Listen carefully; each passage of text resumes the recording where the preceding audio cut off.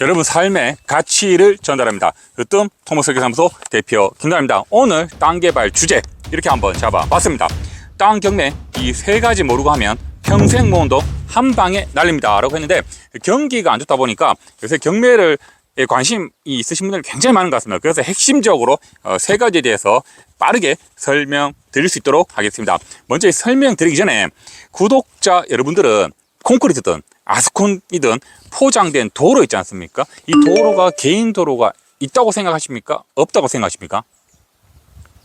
포장된 도로도 개인 도로가 있습니다. 링크 영상 걸어 드릴 건데, 그 도로가 아니다 해서 실제로 저희가 이제 허가를 받으면서 그 개인 사유 도로 때문에 좀 힘들었던 적을 현장에서 직접 촬영한 적이 있습니다. 그래서 이 영상을 걸어 드릴 건데, 결론적으로 개인 사유 도로가 있습니다. 그래서 여러분들 항상 무조건 도로가 있다고 위치가 좋다고 싼 땅만 보지 마시라고 여러분께 한번 퀴즈를 내드렸고, 그리고 개인 소유냐 또 아니면 유치권이냐 이런 같은 경우는 이제 등기부 등본 보는 법에 대해서도 제가 링크를 걸어 드릴 테니까 이 영상 보시고 한번 보시면 도움이 될 것 같습니다. 그래서 이제 큰 틀에서 한번 설명해 드릴 건데, 그 첫 번째로 기본 개념 이해라고 한번 그 주제를 잡아왔는데, 뭐 설명을 드리기 전에 여러분들 항상 보면은 땅에 대한 정보를 모르다 보니까 이 땅에 대해서 건축허가가 됩니까? 혹은 안 됩니까? 이렇게 물어보는 분들이 굉장히 많습니다. 그래서 이런 부분에 불편한 점을 해소하기 위해서 우리 국가에서 사전 심사 청구 제도라는 걸 시행을 하고 있습니다. 여러분들께서 경매 아니면 매매할 임야나 농지에 대해서 허가 관련을 간단하게 내용을 기술해 가지고 민원실에 제출하면 각 부서에서 의견을 달아줍니다. 그래서 그 의견을 가지고 어느 정도 참고를 할 수 있다라는 이런 제도가 있다는 걸 먼저 사전에 설명을 드리고 시작을 해보도록 하겠습니다. 먼저 이제 기본 개념은 뭐 하는 영상이나 땅 경매 뭐 이런 부분 보면은 그 용도 지역의 이해에 대해서 무조건 나오더라고요. 그래서 저도 이제 뭐 용도 지역이 굉장히 중요하다고 생각을 합니다. 그래서 제 유튜브 영상 보면은 용도 지역의 개념에 대해서 또 설명한 부분이 있으니까 그냥 보시고요.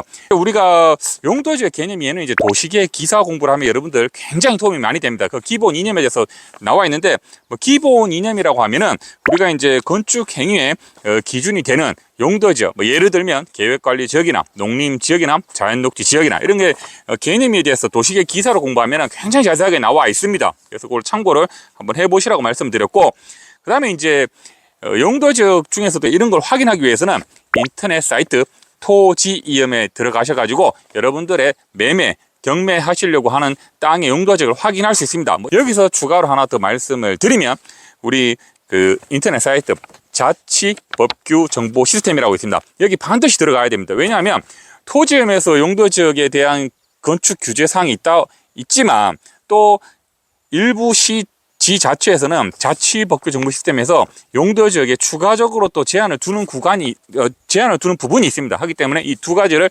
반드시 확인을 해야 된다는 게 다른 영상과 제 영상의 차이점이라고 말씀을 드립니다. 중요한 부분이었고요. 그 다음에 이제 또 한 가지 중요한 포인트는, 여러분들 경매도 아니면 여러분의 땅이든 토지음에 보면은 저척구역이 있습니다.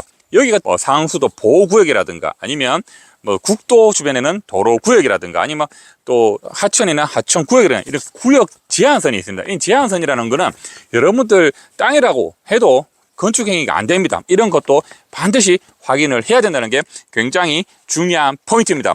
그리고 또 예를 들어서 근생이나 단독주택 같은 경우는 우리가 이제 도시계획 심의를 안 받지만, 뭐 공장이나 뭐 태양광 발전허가 이런 같은 경우는 이제 도시계획 심의를 거칩니다. 이 심의를 거치면 뭐 이제 가결이 있고 조건부 가결, 부결이 있는데, 부결 같은 경우는 이제 내 땅이라 해도 이제 심의 통과 안 되면 허가를 못 받고 공사를 못 하는 겁니다. 하기 때문에 이런 것도 경매 전에 한번 꼼꼼하게 살펴보셔야 됩니다. 뭐 예를 들면 태양광 발전 허가 같은 경우는 뭐 농지의 뭐 거리 이상 이제 제한이 됐을 때는 허가 가능하다 하지만, 이 심의를 받으면 꼭 토지 사용, 인근 주민의 토지 사용 승낙서를 제출하라고 합니다. 근데 여러분들께서 승낙서를 못 받으면 여러분들 허가가 계속 이제 안 되는 거죠. 이런 같은 경우 굉장히 힘들 수가 있으니까, 그래서 이런 부분도 한번 체킹을 해 보셔야 된다라는 게 가장 중요한 팩트였습니다. 그리고 이제 도로 관계인데 토목 개발행 허가 지침에 보면은 면적에 따라서 허가 면적에 따라서 4m, 6m, 8m의 기준을 두고 있습니다. 기본적으로 근데 4m의 뭐 아스콘이든 뭐 콘크리트든 이렇게 포장 현행 도로가 있어야 된다라고 여러분들 알고 계시면 가장 큰 틀을 잡는 겁니다. 제가 얼마 전에 이제 시청에 담당 공무원하고 협의를 갔는데 이 담당 공무원이 좀 황당한 얘기를 하는 거예요. 도로가 있고 농지가 있고 그 사이에 이제 국유지가 있어가지고 우리 진출입을 위한 전명 받겠다 해서 이제 저희가 허가 도서를 이제 협의하러 갔는데 이 공무원이 하는 말이 이거는 그 맹지 아닙니까? 이렇게 황당한 말을 하길래 제가 그 말을 했습니다.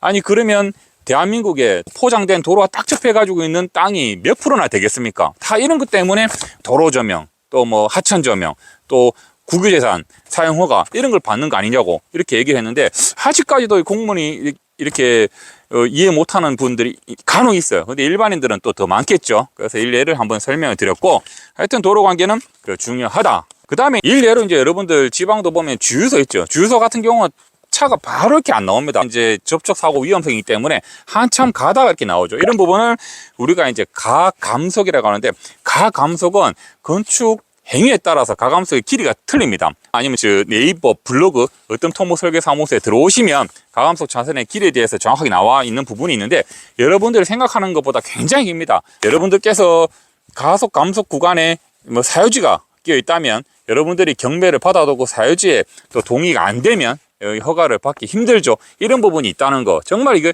조심을 하셔야 됩니다. 특히 예전에 그 주유소 허가라든가 이런 거 많이 허가 받을 때 이런 부분 때문에 그 허가를 못 받는 부분도 간혹 봤습니다. 하기 때문에 여러분께 중요한 포인트를 말씀을 드립니다. 그리고 이제 도로 관계에서 가장 중요한 포인트인데 여러분들 이제 국어는 이제 국어 특성상 굉장히 지적이 좀 길죠. 굉장히 방대하게 긴데 꼭 이제 여러분들 경매하려는 땅이 국어가 끼입니다. 이런 부분은 여러분들 국유지라서 무조건 허가를 받으면 되는 걸로 알고 있습니다만 국어 같은 경우는 허가 자체를 굉장히 규제를 심하게 합니다. 국어라는 것은 이제 배수의 기능을 원활하게 하기 위해서 있는 거기 때문에 만약 여러분들께 도로를 저명을 위한 허가를 내줬을 때 그 실제로 배수 공사를 할 때 애로사항, 그러니까 문제점이 생길 수 있기 때문에 국어는 길이의 제한이 딱 얼마 이상 하지 말라는 규제는 없지만 굉장히 그 담당 공무원이 엄격하게 보고 있다는 거 제가 말씀을 드립니다. 참고적으로 그 국어를 저명할 때는 대처시설 반드시 이제 관로라든가 집수정이라든가 이런 걸 매설하게 되어 있습니다. 이런 것도 참고적으로 알고 있으면 될 것 같습니다. 그리고 이제 우호수 관계인데 우호수 관계는 제가 늘 중요하게 포인트를 말씀드렸죠. 실질적으로 우수나 오수 건축을 행위하다 보면 이렇게 연결이 돼야 되는데 우호수 같은 그 도로변에 관로 매설이 안 돼 있다면 이런 것 같은 경우는 또 사유지로 해서 연결할 부분이 있겠죠. 근데 사유지로 가다 보면 반드시 사용 승낙을 받아야 됩니다. 무조건 사유지로 관로를 넣을 수가 없죠. 이런 부분 절대 관과에서는 안 된다는 거 굉장히 중요한 포인트였습니다. 그리고 이제 두 번째 임야 체크 포인트를 말씀드릴 건데 임야 같은 경우는 경매에 국한돼서 보시면 항상 그 면적 대비 평당 싼 것만 보십니다. 싼 거 보다 보면은 공익용 산지라든가 뭐 무슨 설치 제한 구역이라든가 이거 꼭 걸려요. 이제 여러분들이 싼 게 비지떡이라고 사가지고 개발도 못하고 늘 그냥 여러분들 소유만 하고 있는 이런 부분들이 굉장히 많습니다. 그래서 절대적으로 조심해야 되는 거는 공익용 산지 이런 거 경매는 절대 조심하셔야 된다는 거 큰 틀에서 말씀을 드립니다. 세부적으로는 이 보전 산지와 중보전 산지 우리나라 이제 임야는 보전과 중보전이 있는데 이 개념부터 이해를 해야 되는데 이 내용 제가 설명 다 하면 시간이 너무 길어집니다. 그래서 제가 링크를 걸어 드릴 테니까 스톱하고 링크 먼저 보시고 계속 이어보시길 추천을 드립니다. 그리고 이제 참고로 여러분들께서 오솔길을 도로로 뭐 이렇게 인정이 되냐 안 되냐 가끔 물어보시는데 이런 같은 경우는 도로로 인정이 안 됩니다. 하기 때문에 여러분들께서 직접 허가를 받으려고 하면 허가사항에 면적 자체를 포함을 시켜야 되는 부분입니다. 그 다음에 매매나 경매를 살 때 항상 임야에 보면 이제 우리나라는 장묘 문화 때문에 유연고 주인이 있는 묘지 또 주인이 없는 무연고가 굉장히 많습니다. 이런 같은 경우는 나중에 이제 경매를 받고 허가를 받아도 우리나라 산지관리법상 묘지 중심에서 5m 이격해가지고 사업구역을 잡게 되어 있습니다. 그러면 이게 뭐 경계 부분에 있다 그러면 제척해서 하면 되지만 임야 중간, 정말 그 개발이 돼야 되는 중간에 딱 있다 보면은 그 개발 모양이 이상이 될 수가 있죠. 하기 때문에 반드시 그 장묘 업체 의뢰를 하셔가지고 확인을 하셔야 된다는 거. 또 무연고가 있으면 나중에 또 허가 받고 나서는 신문에 게재를 해야 되죠. 이런 상황이 있는데 일단은 경매할 때는 이런 부분을 조심하셔야 된다라는 거 말씀을 드립니다.